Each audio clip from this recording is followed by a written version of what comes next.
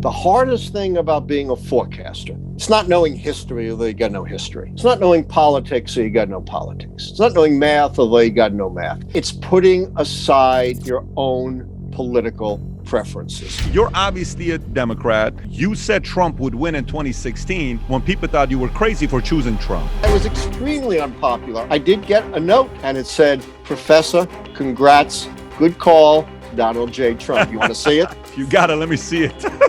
There it is. So let's talk about the 13th. It's what we call a very robust model that's lasted through enormous change. The Civil War, the Great Depression, World War II. We just looked at patterns. It's brilliant when you think about it. Judgments here have to be objective and nonpartisan. All I need to do is say true or false. So if it's false, that's one key against them. The party mandate, which side do you choose with that? No primary contest, incumbency, third party, short-term economy, long-term economy. 7 is policy change, social unrest, scandal, number 9. Foreign military failure, challenger's charisma, which is Biden, incumbent charisma. That one I count as false.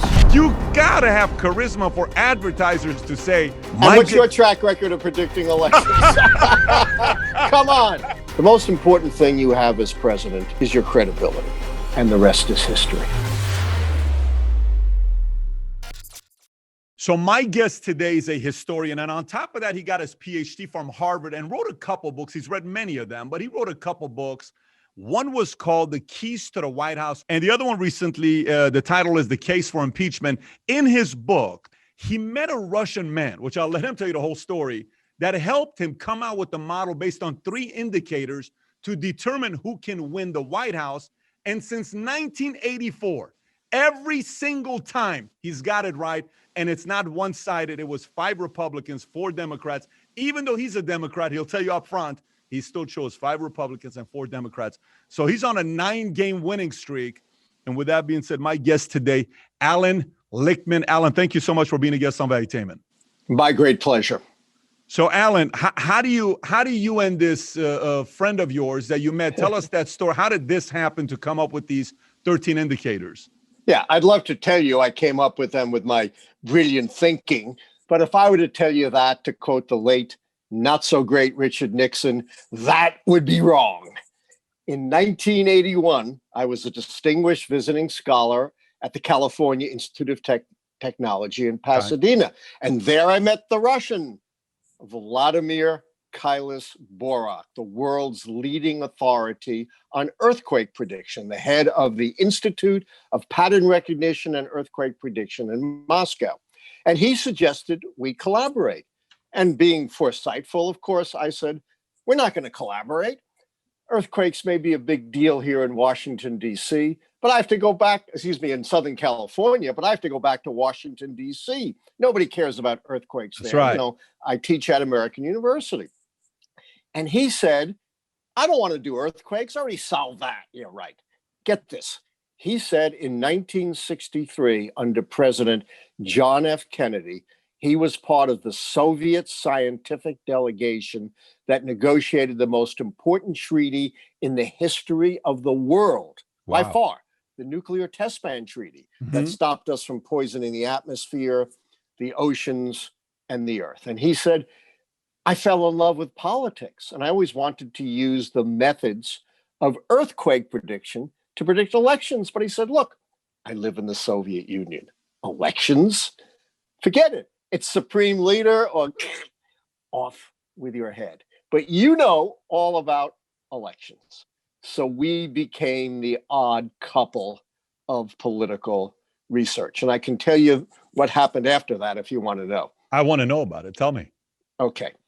So our key insight was to reconceptualize presidential elections in earthquake geophysical terms. Remember, this is 1981, not as Carter versus Reagan, not as Republican versus Democrat, not as liberal versus conservative, but as stability, the party in power keeps the White House, and earthquake, the party in power is turned out.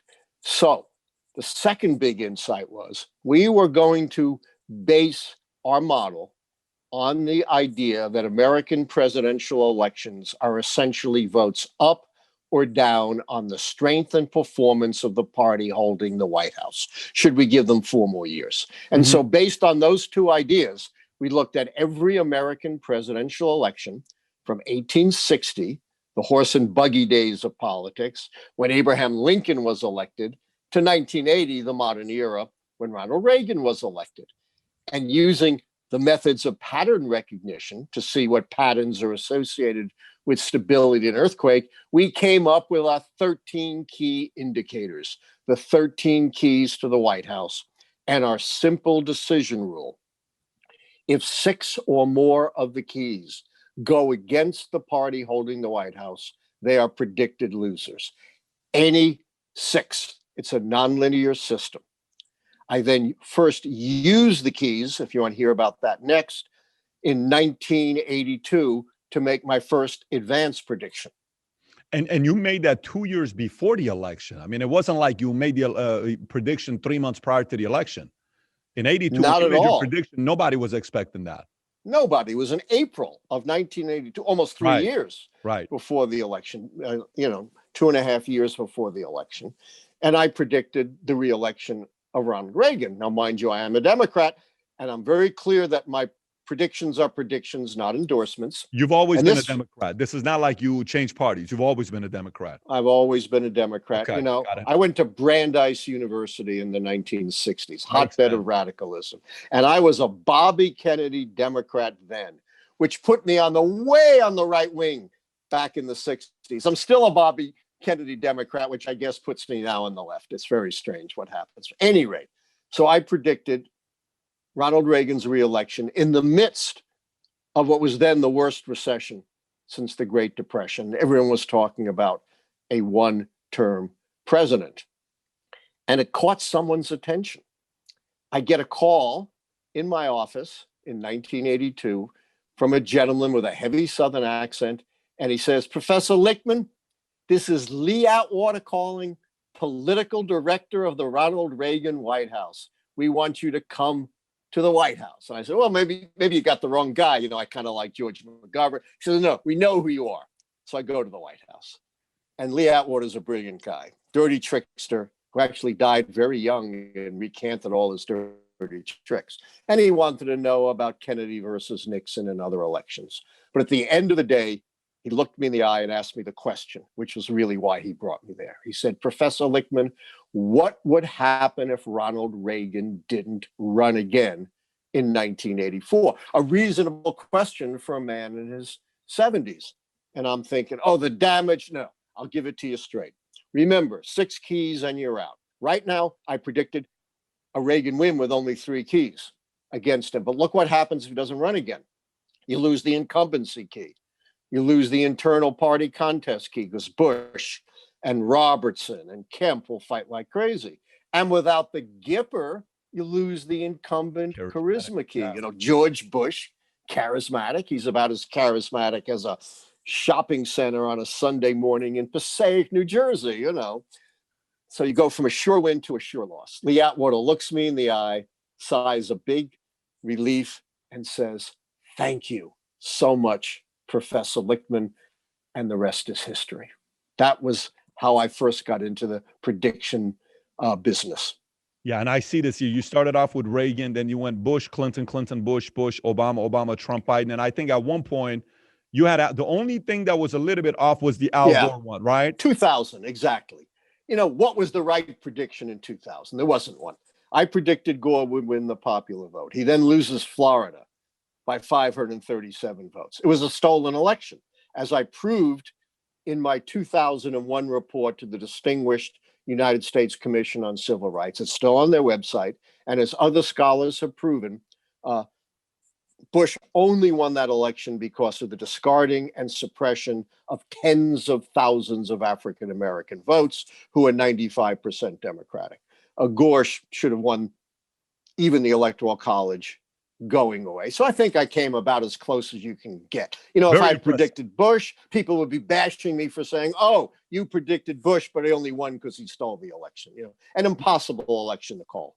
Makes sense. Now here's a question for you. This is just off topic. Sure. When you went back with Vladimir and you ran this from 1860 to 1980, How bad did Reagan beat Carter on his first term? Because I know it was 49 out of 50 states.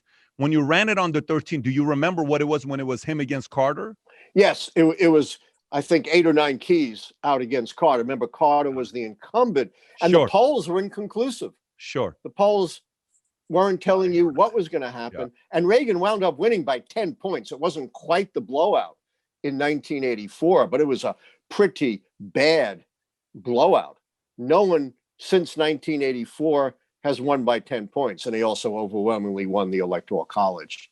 Yeah, Of course. 1984 was the one where, he wasn't really going out there and campaigning, and everybody was kind of like, he's going to win it no matter what. And then last minute, his people are telling him, listen, you better get out there and campaign or else you could lose this one. And then he got to work. But it's interesting seeing how it was. By the way, out of all the indicators you guys went through, you and Vladimir, was there anything that was swept? Did anybody get swept 13 for 13 or no? Once. Who? And that was retrospective. Teddy Roosevelt, Theodore Roosevelt, in 1904. He was the incumbent. He had become president when William McKinley was killed, assassinated. And he had a perfect score. No keys out against him. And he was running against the most obscure presidential candidate in history, someone no one has ever heard of, Alton B. Parker, who was a New York State judge who was never heard from again. All kinds of stories here. It's not just, That's the part. I mean, Lichtman predicts something and that's it. Exactly. I wonder if there was a sweep, and I figured Reagan first time against Carter would probably be a good one as well. So let's talk about the 13.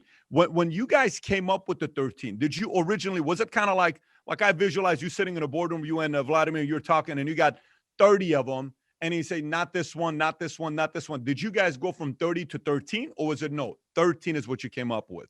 No, you got it right. I don't remember exactly how many, but it was somewhere like 30, 25. And the computer, we're doing pattern recognition. Most models are so-called, I don't know how much you want me to get into the weeds on this, multiple regression models, big equations with parameters. We didn't do it that way. We just looked at patterns. And the computer came up with the number of keys and the decision rule that best separated stability, incumbent wins from earthquakes. So we winnowed it down to 13. And you know what we did? We published it like two academics in an academic journal, the world's leading scientific journal of all things, the Journal of the United States National Academy of Sciences. And you expect, at least 4 or 5 people to read your journal article when you're an academic. But 6 people read it. And the 6th person was the science reporter for the Associated Press. And I opened my newspaper. I'm back at American University, young college professor. And there is this article, Odd Couple Discovers Keys to the White House. And it was only that article that motivated me to get out into the wider world outside of academia and become a predictor. You know what I'm curious about? I'm curious about out of the other 12 or 17 that didn't make it, how many of them had to do with facts? How many of them had to do with the candidate? Because, out of your 13, 2 is only about candidates. The other 11 is just, you can pretty much measure it. And the last 2 is about candidates. Yeah. For example, we had some keys relating to candidate ideology and candidate fundraising. Turns out ideology, fundraising issues are absolutely non-predictive. Wow. If you had used that in 2016, you would have predicted a Hillary Clinton landslide because on conventional candidate measures, she's way ahead of Donald Trump. Did looks or voice have anything to do with it? The only reason I asked the question about looks or voice is because you remember the first time when Kennedy and Nixon got on the debate, and it was on TV, and Nixon hadn't shaved. He had the 4 o'clock shave, and Kennedy went to the tanning salon the day before. He looked really good and looked better on camera than he did on radio. Was voice or looks, did that have anything to do with it or no? Absolutely not. Nothing to do with it. Was Richard Nixon better looking than George McGovern or Hewitt Humphrey? Richard Nixon was not exactly your great looking, great sounding candidate, but he won election twice.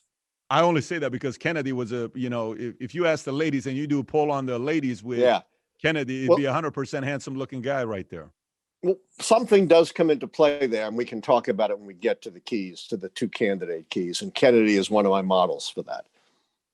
Okay. So why don't we go through the 13? Do you want to take the lead or you want me to read them off? You read them off. It's probably Okay. easier I to got go them, back and right forth. here for me. So I'll go through all of them here, what you have. So these are the 13 different indicators that you have. Party mandate. Before we get to that, remember, 6 and you're out. 6 and you're out. 6 and Trump is out. Right. Sure. So let's just go through it together and you can tell me who's out. So party mandate, which side do you choose with that? Remember, all I need to do is say true or false. Okay. Because it's always based on the incumbent party. So if it's false, that's one key against them. And that one is obviously false because the Republicans took a huge beating in the midterm elections, which is that's what it's measured on. So one false. So one false. So that favors, just so the viewers watching is, that favors the Dems. Right. Or goes against Trump. Exactly. Sure. Either way. Contest. Second one, no primary contest. No, Trump wasn't opposed. That one's true. Okay, got it. 3, incumbency. He's the sitting president. That one's true. No question. Third party. Forget about Kanye West. Didn't even make it to the ballot. That one is true. So the first 4, which I call the political keys, only one false. Only one false, which is the House. He lost the House, and they got a lot of work to do to win the House. Okay. Yes. So short-term economy. Well, that's based on whether there's an election year recession. That was looking good until we got the pandemic recession. That one is false. Okay. 6, long-term economy. That was also looking good until we got this relentlessly negative growth this year that drove the average down so far. So that's the third false. 7 is policy change. Absolutely. He came in intent on undoing everything Obama had done. And he's mostly done it by executive orders, but certainly the policies now are very different. That one's true. Social unrest. That was also looking good until the death of George Floyd and the social unrest raging across the land. So that one is false. So we're now at 4 falses. Scandal, number 9. My favorite key, the scandal key. And we can talk about it, but as you know, because I wrote the book, Case for Impeachment, at the same time I predicted Donald Trump would win, I also predicted he would be impeached. Mm-hmm. And he was. He's only the 3rd American president ever to be impeached by the full House. Richard Nixon resigned before that happened. So that one is false. That's 5 down. Okay, got it. 10, foreign military failure. Well, you can argue there have been failures on Bush's watch. But again, these judgments here have to be objective and nonpartisan, and they have to be based on how I called the keys since 1860. And we're talking about big splashy failures like 9/11 or losing a war. Nothing of that magnitude, so I count that one as true. So that one is true. Okay, so that favors more on Trump. So foreign military success. Yeah, I've looked around.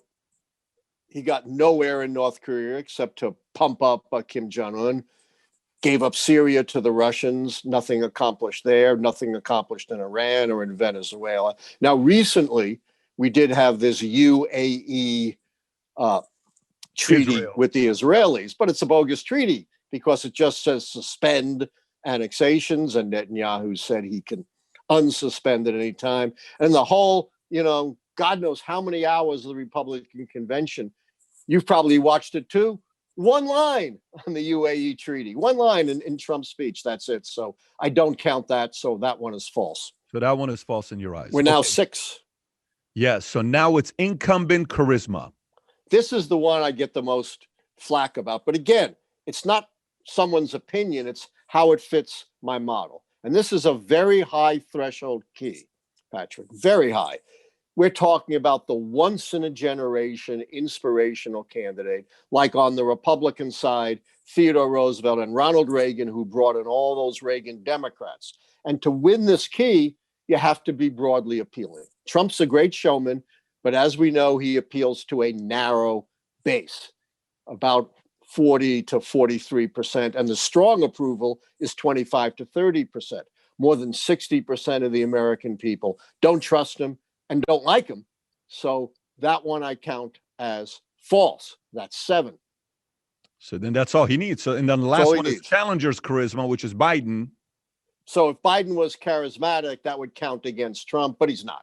He's an experienced guy, decent guy. Just as Trump is no Ronald Reagan, Joe Biden is no John F. Kennedy. Okay. So that one is true, but we have 7. So based on your prediction, you predict who will be president come election day. Yes, based on my prediction, with 7 keys down and only 6 to count out the party holding the White House, I predict Donald Trump will lose, and therefore Joe Biden will be the next president of the United States. A reversal of my prediction for Donald Trump in 2016. But remember, he was the challenger then. So he didn't have to defend a record. Now he's the incumbent. He still doesn't understand that he's going to be judged on his record, not on what he says. To be fair, with viewers watching this, somebody may say, well, he hates Trump. That's why he would go against Trump. You said Trump would win in 2016 when people thought you were crazy for choosing Trump. People thought I was nuts. And again, I teach in Washington, D.C. Yeah, it's the Democratic stronghold of the world. Yeah. And I was extremely unpopular. I took huge heat for it. But I did get a note, and it said, Professor, congrats, good call, and in big Sharpie letters, Donald J. Trump. You want to see it? I have it. If you got it, let me see it. I got it. That's hilarious. Let me know if it's in the picture. I totally see it. There it is. Good for him. So that means you have a good collection, because if your predictions are right, you're about to get a Biden autograph here soon. He better. He better. Or he's going to have to answer to me. So, and by the way, you're obviously a Democrat, PhD Harvard leans left. You're 1993 Scholar Professor of the Year at American University. So it's not like you're in that world. So to go against in 2016 against Hillary, you probably were, many of the people that were having lunch with you on a weekly basis probably said, you know what, I don't know if I want to have lunch with you this week when you chose Trump. Exactly. Let me tell you something. The hardest thing about being a forecaster, it's not knowing history, although you got no history. It's not knowing politics, or you got no politics. It's not knowing math, although you got no math. It's putting aside your own political preferences. If I just made forecasts according to my political preferences, I'd be useless as a forecaster. And my training as an historian, which teaches us to look at the past in an impartial way, was critical to my being a successful and, as you say, totally impartial forecaster. Now, can I challenge you on a couple of your 13, if that's okay? Of course. Okay, let's have some fun here. Okay. Absolutely. So on the short-term economy, how far back do you go on the short-term economy? Because if you look at the economy starting November 9th, Trump gets elected, Dow goes up 250 that day. Dow ends at 18,589. Today, the Dow is at 29,081. We're talking about a very substantial growth in the last 4 years, right? So short-term economy could be a true, couldn't it? No. I mean, you can have that opinion, but again, you've got to do it according to the definitions of the keys. And one of the great things about the keys, unlike most prediction systems, which are these big impenetrable equations, they're a great teaching tool, and they're a great tool for discussion, right? But here's exactly what the key says. The economy is not in recession during the election campaign. And we absolutely have a recession now during the election campaign. The National Bureau of Economic Research declared a recession, said it began in February, it hasn't ended, and we've had 2 consecutive negative quarters. So whatever else you may say, and you have a right to say it, you got to stick to the definition. I'm just trying to help you get a 10-game win streak. I mean, this is like a double-digit win streak, because the one thing when you look at recessions, there's certain things that you control. There's certain things that you don't control. With a pandemic, that is the one part where I don't know, even if your model may need to have like a disclaimer saying this model doesn't pertain to years with a pandemic, because none of the years you've gone, there's been a pandemic. So there may be a good out for you, so you can be 10 for 10, because double-digit winning streak in baseball, basketball, NHL is a big deal. It's a very big deal. And, every 4 years, someone comes to me and says, your model's not going to work this year because we have an African American running. We've never had that before. Or we have a woman running. We never had that before. Your model's not going to work. And here's my answer. If you remember retrospectively, the model goes all the way back to 1860. Yeah. Women didn't vote. My ancestors from Eastern Europe weren't even here yet. Neither were your ancestors even here yet, right? We had an agricultural economy. We had no polls, no radio, no automobiles.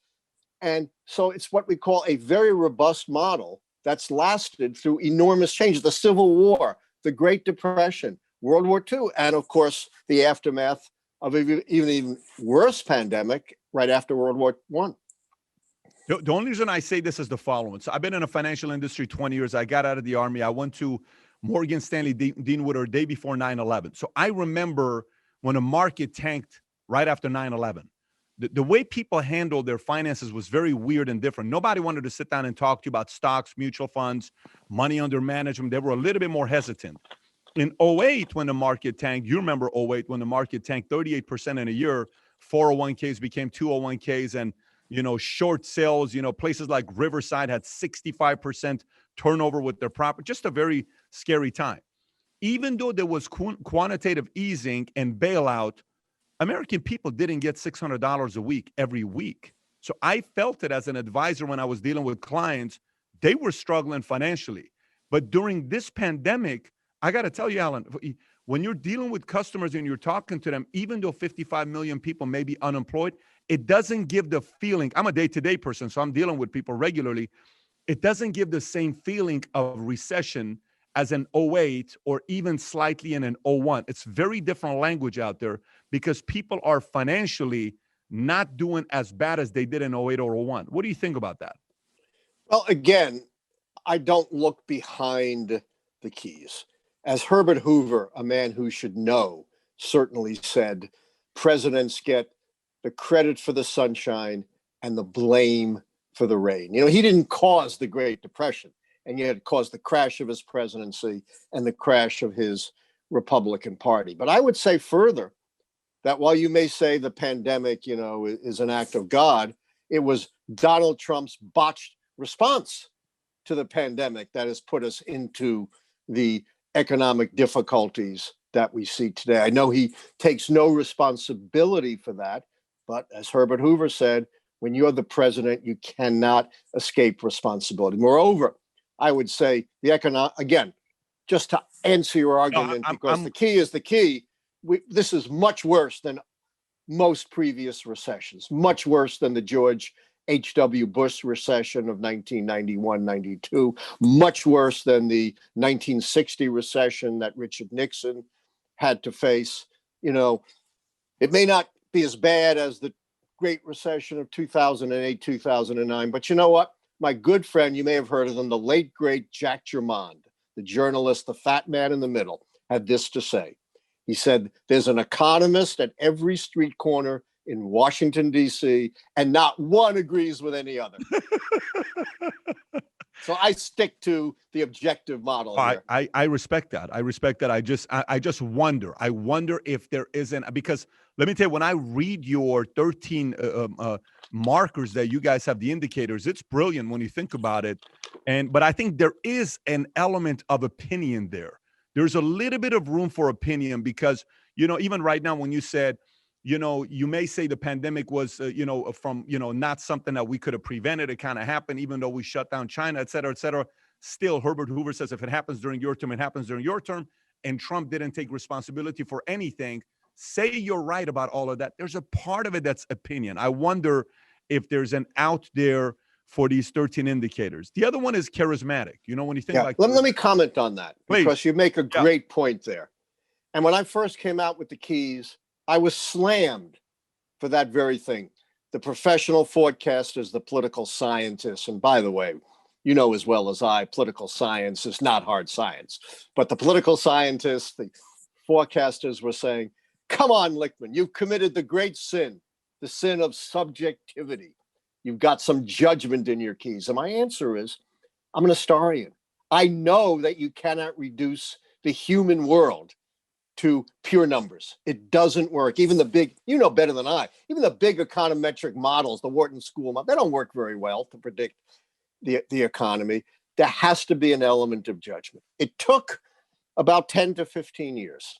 And then the political forecasting world realized that the most successful models are like the Keys, which combine purely numerical measures like midterm election results with measures with some judgment, not random judgment, because you got to go with how it's defined in the model. And the Keys became the hottest thing in forecasting. I twice keynoted the International Forecasting Summit. I published in all the big forecasting journals. You know, I was interviewed by great people like you all over the world. So yes, you know, there is an element of judgment, but I don't think that invalidates the system. I think it makes it stronger. Well, I mean, that's the part. That's what makes it impressive. But that's what also, if you get this one right, let me tell you, this one's going to be very impressive for you to hit double digit. Really? It'll be very impressive because when I look, the only factor for me is two factors. One is that one, and even military success, you gave it false, which on the military success, one could argue the UAE and Israel. One could argue Soleimani, because Soleimani was, you know, I'm from Iran myself. So being somebody that's from Iran, and I was in the U.S. Army and, you know, follow military based on what's going on and all the proxy wars that was going on. Soleimani was the leader behind a lot of these proxy wars taking place. So one could say Soleimani was a military success, similar to when Obama had, you know, Osama bin Laden. That was a military success. So that one could also be a little bit debated. What are your thoughts? Yeah, here's the difference. There are two things when you read the book and when everyone buys my book, Predicting the Next President, The Keys to the White House, 2020. Number one, it has to be big enough to be consistent with the way the key was called. This is a high threshold key. Number two, it has to be of great substantive significance. And, you know, there are lots of, I'm not a Middle East expert. There are lots of Middle East experts who said that killing made things less safe, less stable in the Persian Gulf. I don't know if that's true, but there's a lot of division, unlike other big foreign policy successes. And then it has to be broadly recognized. I promise you, 90% or more of the American people could not name General Soleimani. Osama bin Laden was a household name before and after he was killed. He was public enemy number one. He was the international Al Capone. Soleimani, unknown to Americans, still unknown to Americans, and it's unclear whether anything is different in the Persian Gulf. And they hardly mentioned it in their convention. If this was a big deal, you know, it would have been featured in the convention. It was barely mentioned, only in Trump's speech. I notice you go to convention a lot. So do you gauge a lot also what the incumbent is talking on their speech at their convention? Yes, that's very important. What they think is important. And by the way, a little aside here, I love virtual conventions. I've been to conventions, and you know why people go to conventions? To party, because the conventions don't do anything. The nominee is already selected. So think of the carbon footprint we've saved. Think of the money we've saved by having virtual conventions. Plus, previously in the in-person conventions, no one could hear the preliminary speeches because delegates are milling around the floor, they're talking, no one pays attention until you get the president, the vice president. Now in the virtual convention, everyone comes across crystal clear.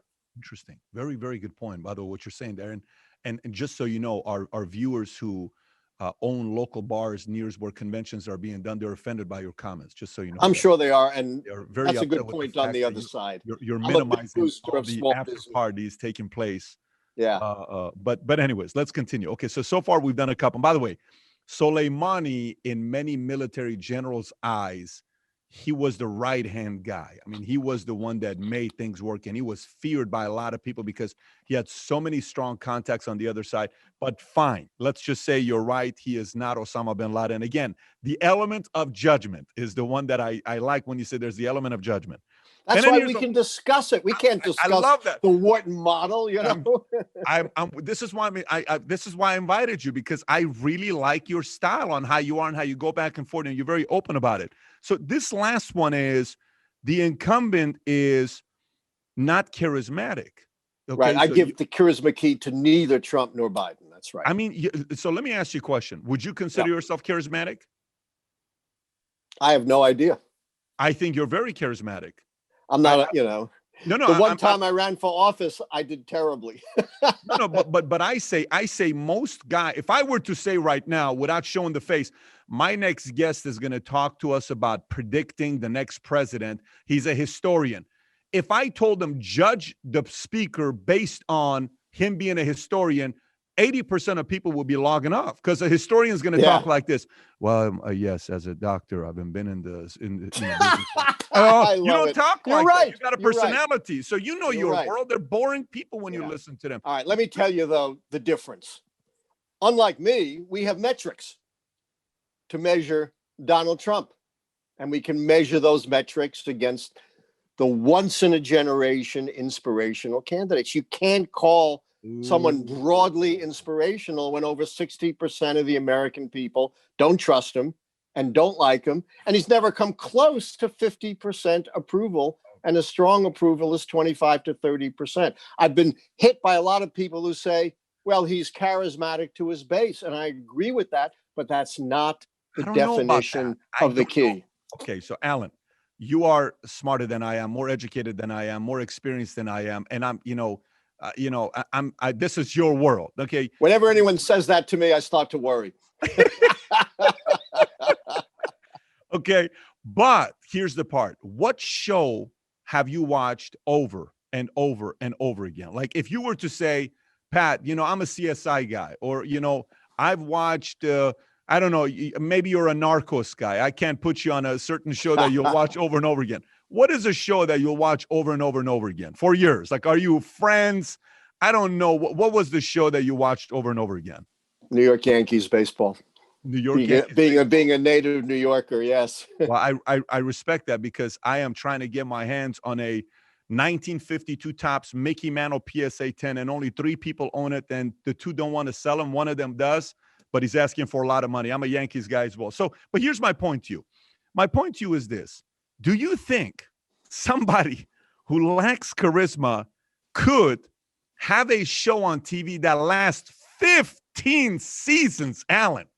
You got to have charisma for advertisers to say, we like advertising during the show ran by this guy who keeps telling people you're fired. What do you think about that? Hey, I never watched the show. I have to tell you once. So I'm the wrong person, but we're not judging him on his TV show. We're judging him on his performance as a candidate and president. And when over 60% turn thumbs down, and when he has one of the narrowest bases in the history of the presidency, he doesn't fit my definition. He may fit some other definition, and that's fine. But if you're going to call the keys, you've got to call them within the context of my definitions. You can have a different opinion, and that's fine, but that's not the keys. So I've gone through your keys, and based on your keys, the score I have is 9-4 Trump. Okay. The keys I have. Now, listen. And what's your track record of predicting elections? Come on. I'm not intruding in your realm. Well, listen, here's what I'm willing to do. If you get it right, I'll get you the best seats on Yankees. You tell me which ticket you want season. I'll get you the sickest seats wherever you want for 4 people. Take your family. If I win, you come back and you say, Pat, you were right. Is that a fair deal? Deal. I got to tell you something, Pat. I'm 73, right? Yes. I've been doing this since almost before you were born, right? Since 1982. And it's every 4 years I get butterflies in my stomach. It's hell of a thing to put yourself on the line. I bet. I got a lot of respect. 4 years. I bet. And everyone is just waiting for you to be wrong so they can pounce on you, right? I've been right 9 times, but all anyone will look at would be if I'm wrong this time. And I got to tell you 2 other things. 2 things outside the realm of the keys that keep me up at night. One is voter suppression. We saw that in Florida in 2000. That's why that election got screwed up. Now it's nationwide. And here's the thing. The Republican base is old white guys like me. You can't manufacture more old white guys. Can't make us live, unfortunately, to be 150.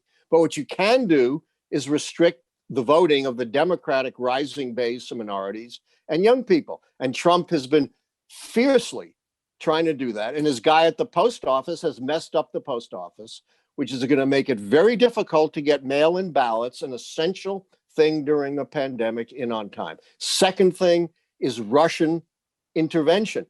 We know they're here. They're setting up already all of these trolls on behalf of Donald Trump. They're probably better at it this time because they've had all that experience. And we know Trump will welcome it and exploit it, just like he did in 2016. And by the way, don't read the Mueller report. The Mueller report is, to me, the biggest embarrassment and disappointment in modern history. Read the bipartisan report of the Republican-controlled Senate Intelligence Committee. It goes way beyond the disappointing Mueller report to prove collusion between the Trump campaign and the Russians. That's a fair assessment because when it comes down to the meddling part, I think it's fair to say that we have been meddling. America's been meddling with other people's elections for God knows more than any other countries has ever meddled into our elections. You know this.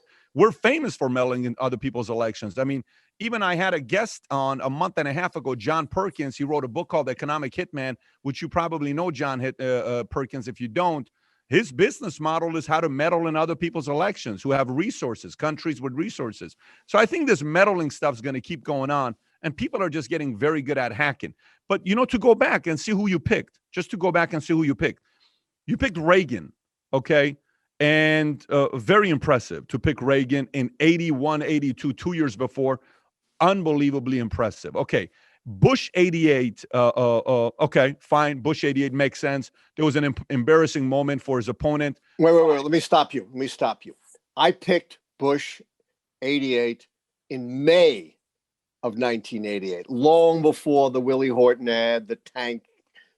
Long before the tank? Long before the tank. Long before. Okay, May of 1988. Impressive. So let me ask you that. Let me finish. When Bush was 17 points behind Michael Dukakis, I wrote, he's a shoe into it. And again, people thought I was crazy. Wow. Okay, let's go through every one of them. I'm actually curious now. When did you choose 92 Clinton against Bush? Was it before the debate that the lady asked, hey, President Bush, how do you feel about the national debt? And he says, what, you don't think I'm affected by it? And you know which one I'm talking about. Did you choose before that? Yes, but I chose that 92 and 2016 were my latest calls. And the reason, they were both 6 key elections. And in 92, you may remember this crazy guy, Ross Perot. He's in, he's out, he's in, he's out. And it was and that was the 6th key, the third party key that decided the election. And so it was very difficult for me to make that call until finally we knew Ross Perot really was in. Very tough call. That makes a lot of sense. Thanks for clarifying that. So then you have 2000 Bush, which, 2000 crazy. We already went through that crazy situation. Yeah, and then 04, and then Obama, and when you did Obama against Hillary, and you did Obama against McCain, and then you did Obama against Romney. What was the score when you did it? I'm so curious out of the 13. Yeah, these were overwhelming scores. I called 2008 in early 2006. Again, almost 3 years ahead of time, because I saw how many of the keys were going to fall in a very difficult second Bush term. In fact, I became infamous for saying this early, that the Democrats could pick a name out of the phone book and elect that person president. And that's kind of what they did, right? Whoever heard of Barack Obama, one-term senator. Yep. Yeah. One-term senator. So what was the score? He wasn't even a senator yet then, I don't think. I think he was elected in 2006. So he wasn't even a senator when I called it. And then I called 2012, which is a very hard to call election, in January of 2010, because again, I could early see the keys lining up. And I got blistering attacks from none other than, you may have heard of this guy, Nate Silver, right? 1911, out of the blue, gratuitously, he writes a 20-page attack on my prediction, saying, you can't predict this early. This is ridiculous. Can't do it. I wrote a big response. It was great. And of course, I was ultimately right. And then much later, based on the polls, he comes along. So I write him an email and I said, Nate, let's do a joint article showing how two different analysts using utterly different methods came to the same answer. Never heard from him again. Never heard of him. Wow. Never. He never answered my email. And by the way, you said 1911. I'm assuming he wrote it in 2011. 2011, okay, yeah. Got it. So even I wasn't around in 1911. No, exactly. That's what I figured you'd try to say. Good catch. Yes. I'm a little dyslexic in my old age. It's all good. I have other issues, but it's totally fine. So now here's the other thing to be thinking about. In October, everybody's got something up their sleeves. Oh, I'm going to pull this card. Oh, we have this recorded tape of Trump with this woman, or we have this, 4 people that are going to come out against Biden, or we have some new stuff that's going to come out from Epstein or Ghislaine Maxwell, or we have some stuff that's going to come out from the RNC or the DNC. You're saying anything that comes out is irrelevant. Exactly. Keep your eye on the big picture and don't worry about this day-to-day stuff. Look, these media pundits, they're all friends of mine, and they're terrific. They're smart, but they have a handicap that I don't have. They have to cover the election every single day. So they got to make a big deal out of all of these, day-to-day events. They just can't say, Lichtman predicts Biden, see you in 3 months. They wouldn't sell a lot of ads like that. So exactly. Based on your model, though, if there is no third party, debates are irrelevant. Yeah. Debates are irrelevant. Let me tell you something, too, about this, the media and the candidates. You may know that in 1961, the great Republican president, Dwight Eisenhower, gave the most famous farewell address ever, where he warned about the country being in the grip of the military-industrial complex. This from the war hero. And the military-industrial complex is based on what we call the Iron Triangle. The defense contractors who make money, the members of Congress who want defense industries in their districts, and the military that wants all this hardware. Well, we now have a political industrial complex with its own Iron Triangle. There are the pollsters, the consultants, the ad men who make huge amounts of money on this notion that the election is decided by all these day-to-day events. Then there's the media that makes huge money covering the election day by day. And then there are the candidates who are afraid to go against the media and the consultants. And I've been screaming for 4 years to try to break this Iron Triangle, but like the one in the military-industrial complex, it's very hard to break. Yeah. So again, to go back to it, debates irrelevant. So no matter what can be said, so no one-liner that comes back and nowadays a video goes viral, gets 150 million views, irrelevant in your eyes.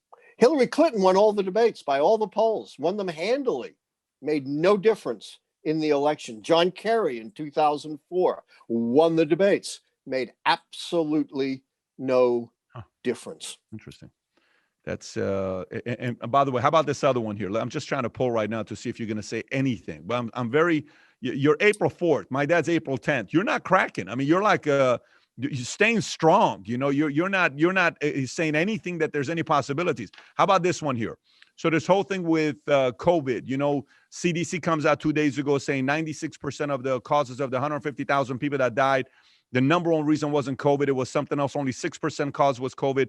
What do you think about that data that comes out? Is that any leverage that gives Trump or no? I'll get to that in 1 second, but let me follow up on your comment about my not crack. You may not know this, but another thing I do is I've been an expert witness in 100 civil rights cases, big cases in Texas and Florida, North Carolina, California, Wisconsin. I have been cross-examined for 8 hours, by some of the best lawyers in the world who want to take my head off. So, I'm used to taking the heat. And again, the secret of the keys is nothing matters unless it turns a key. If that opens up the economy, and all of a sudden, we have an economic miracle, where we have 60% growth that wipes out the negative growth of the first 2 quarters. That will change a key. But unless it changes a key, I can't go outside my system, because if I go outside my system, I've counterfeited my own system. I cannot do that. But let me just comment as an expert in history and politics, leaving aside my system. And I wrote about this in the case for impeachment. The most important thing you have as president is your credibility.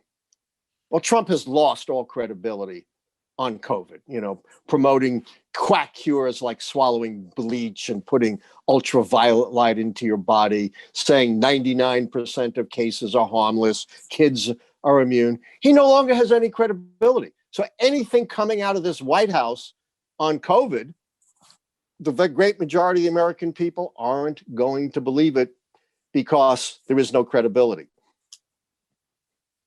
Okay. All right. I mean, that's all I got for you. You did great, just so you know that. Now, my only questions I got for you have nothing to do with this. I'm just curious to know what you can say about this since you've been around the block. So 1970, American people, this is a poll that came out. I know you love polls.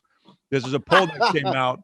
This is a poll that came out that said in 1970, during the Walter Cronkite era, 80% of the American people trusted the media. That same poll that came out said 20% of people trust the media today. You've been around. What's changed in the last 50 years? Yeah, a couple of things have changed. The more important thing is people's views of their government. We talk about the Kennedy era, as this shining moment like Camelot under King Arthur. And obviously that's a myth. But one thing that is true, it used to be 70, 75, 80% of the American people thought that their government most of the time worked for them. Now we're down to 20% of the American people believing that. So both the media and the government have collapsed in terms of public trust. And this is a huge crisis for our democracy, because if people can't believe in reliable sources of information and people can't believe in long established institutions, then our democracy is in a lot of trouble. And because you've had experience abroad, democracies are fragile.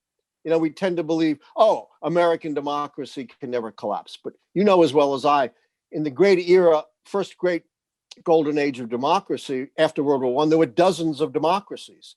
By the mid-1940s, we were down to 12. And according to Freedom House, in the last 10 or 15 years, 25 democracies.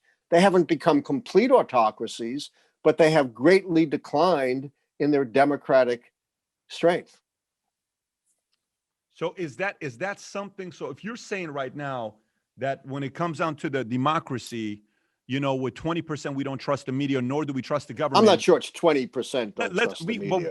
I think it's higher than that. I think it's more like 40%. But let's just say we don't. I mean, is that a good thing or a bad thing? And if it's a bad thing, who do we trust? Who do the American people lean on trusting to give the right source? Well, what's happened, unfortunately, is people tend to trust the media that echoes their own views. Those who watch Fox News are fundamentally different than those who watch MSNBC. And while these are all long-term trends, all these trends has been greatly exacerbated by Donald Trump. Richard Nixon famously said, the media is the enemy of the people, right? But he said it in private. People don't realize he never said that in public. Trump has said that dozens of times in public and has tweeted attacks on the media over 1,500 times since he took office. And we know the ways in which he has been divisive racially, gender, religion. So we've had a president who loves chaos and loves division, and that's been a huge problem. It's very impressive on how much you love President Trump. It's felt. It's just it oozes out of you. You just kind of feel it. So I'd love to have a president I could trust. When's the last time you had that? I trusted Obama. I have a lot of criticisms of Obama. I'm not just fawning on Obama, but one thing for the most part, he could be trusted. Cool. Let's do a quick speed round. I'll give you a name. Tell me the first thing that comes to your mind. Okay. So, Al Gore. Al Gore, boring. Nixon. Crook. Roger Stone. Crook. Joe Biden. Decent but boring. Clinton. Bill Clinton. Not Bill Clinton. Brilliant but flawed. Hillary. Too uptight. Obama. Brilliant but never understood the political role of the president. Interesting. Trump. Dishonest, divisive. Cuomo. Which? Andrew Cuomo. Mixed, kind of, coming into his own, but made mistakes too. Vladimir Keilis-Borok. Brilliant, great guy. May he rest in peace. Absolutely.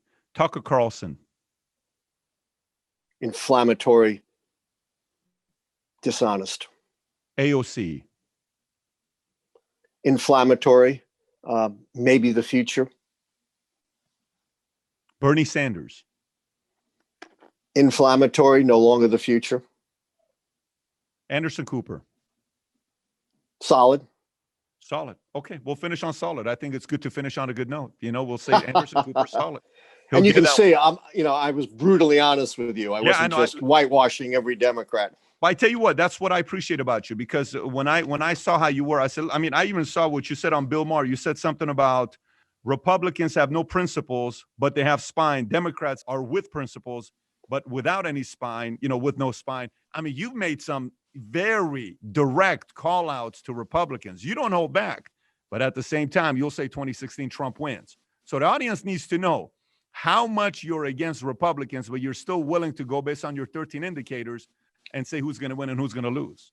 That's correct. It is critically important if you're going to deal with political forecasting, as hard as it is to put aside your own political views. Otherwise, why bother? You're useless as a forecaster. You'll be wrong half the time. But I got to tell you, since I've been even-handed in my predictions, every 4 years, I make half the country really, really mad at me. And since I've been doing this for 40 years, the whole country is really, really mad at me. That's why everyone is waiting to pounce on me if I'm wrong.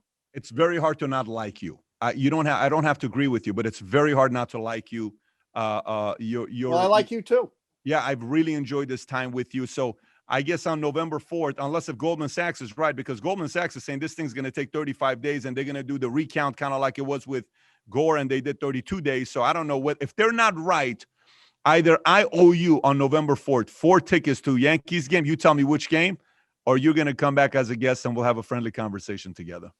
Take care, my friend. Take care. You as well. Bye-bye. Bye-bye. So now that you know the 13 indicators, I'm curious, who do you think is going to win the election? Comment below, Biden or Trump? I want to know, because his score of 7.6, there's a part of it that's judgment, but I wonder what you think about it. And by the way, if you want to get his book, we're going to put a link to his book below. They can go purchase it. Follow him on Twitter, send him a message as well. And if you enjoyed this interview today, I have another interview I want you to watch with Roger Stone, who's on the complete opposite side of Lichtman. You'll get a chance to kind of decide for yourself on how these two different powerhouses, one's a guy predicts presidents, the other one's a good marketer that knows how to make presidents. If you haven't seen the interview with Roger Stone, I think you'll enjoy it. And if you've not subscribed to the channel, please do so. Take care, everybody. Bye-bye.